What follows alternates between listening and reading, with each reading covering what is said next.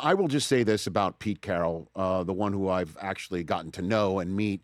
This is just a damn shame that an otherwise Hall of Fame career, which I believe Pete has put together, certainly in terms of professional and collegiate football, just a football life, that this man gets one more shot at it. And the Raiders fall completely apart. And I'm sure, again, I don't know what happened in the building. I'm sure Pete would point to a couple things that he couldn't control, a couple things that he did control and didn't go his way, or things that he couldn't affect, which I'm sure drives him completely crazy. At the end of the day, I thought Geno Smith would be a guy that would lead the way and steady the ship at quarterback for a Raiders team that's been churning through it. Instead, he had a dreadful professional season himself. Chip Kelly getting fired in the middle of the season. The offense was awful. Ashton Genty, we were talking about the way he stands in the backfield and how that needed to be changed. Then they went back to it. It was just a frustrating season all around. Max Crosby, defensive player of the year type guy, in my mind, an all-pro. He still had a terrific season. He couldn't affect wins and losses. Unbelievable that at the end of the day, the reason why the Patriots are playing in week one of the playoffs as opposed to being off in the wild card round is because they lost to the Raiders in week one of the most mystifying results of the entire season, and the Broncos beat the Raiders twice. I wish it were different for Pete Carroll. 100% think that we should focus not on the way things ended, but I understand that's the way people always look at aspects of people's careers, and just wanted to say all of that. And the Raiders are going to hit a reset, not a full reset. John Spytek, the general manager, who was part of with Brady hiring Pete Carroll, is going to lead the search with Tom Brady. Brady's name was mentioned in the Raiders release announcing the firing of Pete Carroll, who deserved a better fate. Again, I might be biased, but just wanted to say all that. That said, now that the Raiders have let go of Pete Carroll and there are now 6 job openings, I'm wondering who's going to take the opportunity. And I would. Certainly if I'm the owner, if I'm Mark Davis. By the way, I think I'd look great with his haircut. Don't you think? If I'm Mark Davis, 50-50. The first person I call, and I understand this would be out of the ordinary, and I understand I might be stirring something up that doesn't exist, but I want to find out. Can I guess? I'm just going to say it, if you don't mind. Please do.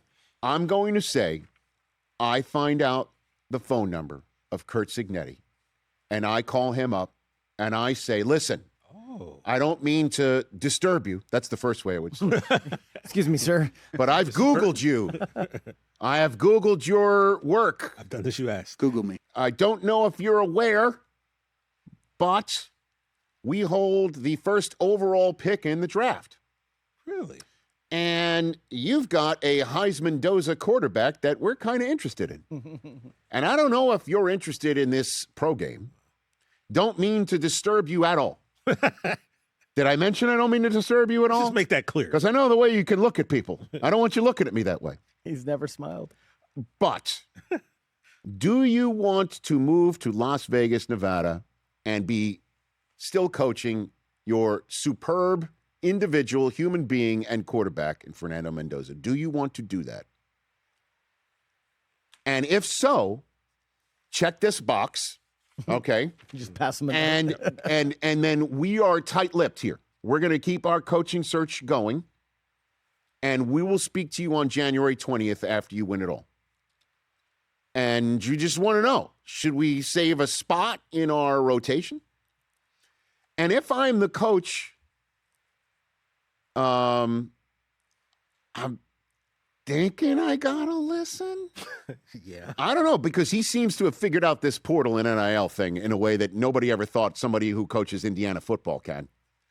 But again, I don't mean to disturb you, Coach. I don't want you looking at me that way. But if I am the Maras and the Tishes, I'm calling him already. I've had to jump.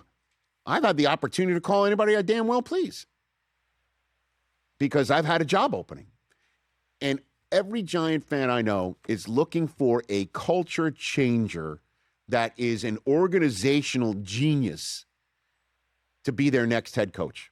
And if he's got an offensive side of the ball type, pedigree, we learned from our Friday guest, Phillip Rivers, last week, that his final quarterback coach at North Carolina State football was Curt Cignetti. Somebody with a Saban upbringing.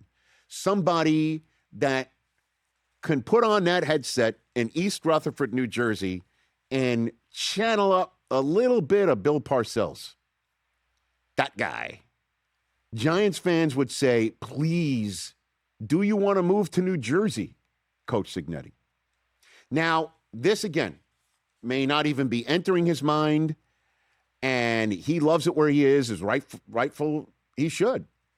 And I just don't know if he wants to get ready for Oregon dealing with roster retention and player retention and NILs and portals, and we'd rather go to the NFL and figure it out.